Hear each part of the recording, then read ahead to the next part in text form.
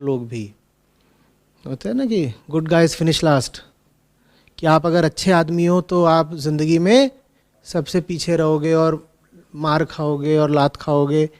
ये अगर पहले से सोच के चलोगे तो फिर तो तुम सच्चाई को हरवाने का काम कर रहे हो। तुमने अगर ये कह दिया कि जो सच्चा आदमी है उसको तो ज़िंदगी में हार ही मिलनी है, तो तुमने तो सच को ही हरवा दिया। ऐसे नहीं मानते, सच के साथ भी रहना है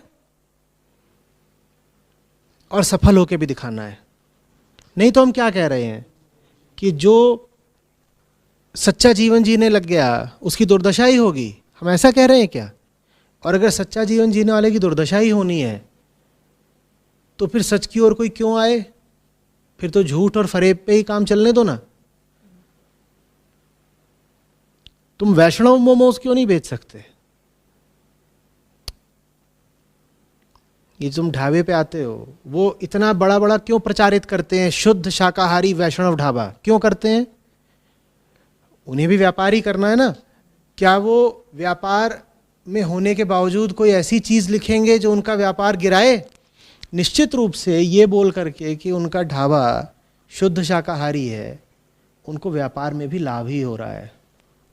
क्योंकि बहुत लोग ऐसे होते हैं जो ऐसी जगह पर नहीं खाना चाहेंगे जहां बगल में हड्डियां तोड़ी जा रही हों, कि आप इस मेज़ पर बैठ के खा रहे हो और बगल की मेज़ पर चिकन चल रहा है। बहुत लोग हैं जो नहीं खाना चाहेंगे। तो इस बात को तुम अपना एक सेलिंग पॉइंट क्यों नहीं बना सकते? फिर बोल रहा हूं, ऐसे हम कैसे करेंगे जहां जो अधर्मी हैं वो तो पूरे शातिर हैं और जिन्हें धर्म पर चलना है वो भोंदू हैं? ऐसे कैसे चलेगा?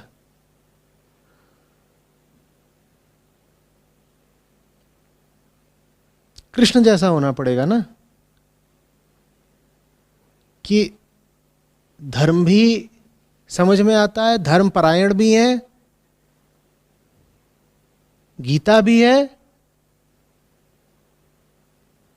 और युद्ध नीति भी जानते हैं।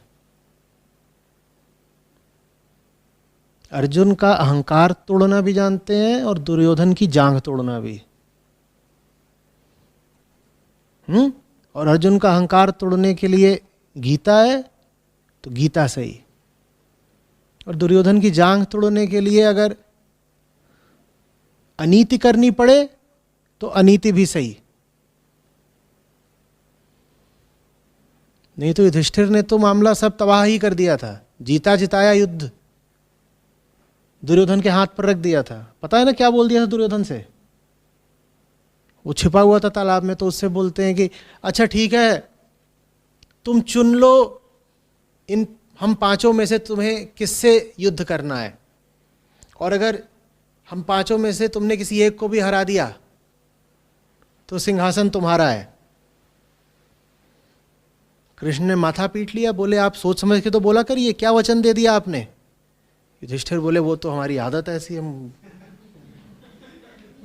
अभी दुर्योधन की खुददारी थी कि वो बोला कि तुम पांचों इस लायक ही नहीं हो कि तुमसे युद्ध करूंगा तो मैं उससे जो मेरी टक्कर का है, मैं भीम से करूंगा।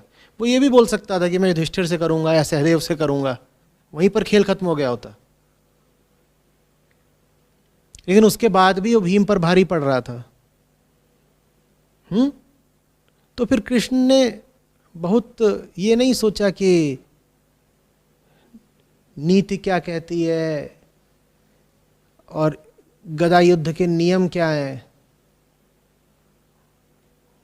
उन्होंने कहा कि अगर सब कुछ नियमानुसार ही हुआ तो आज ये भीम को तोड़ देगा। तो उसको इशारा करा कि मारो, नीचे मारो, कोई बात नहीं, मार दो। ऐसा धार्मिक आदमी चाहिए आज।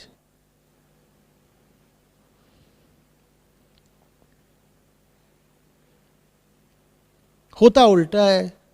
मैं जितने भी कपटी लोगों से मिलता हूं,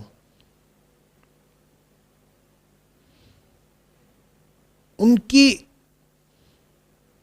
धूर्तता की कोई सीमा नहीं, उनका दिमाग चल रहा है, वो महत्वाकांक्षा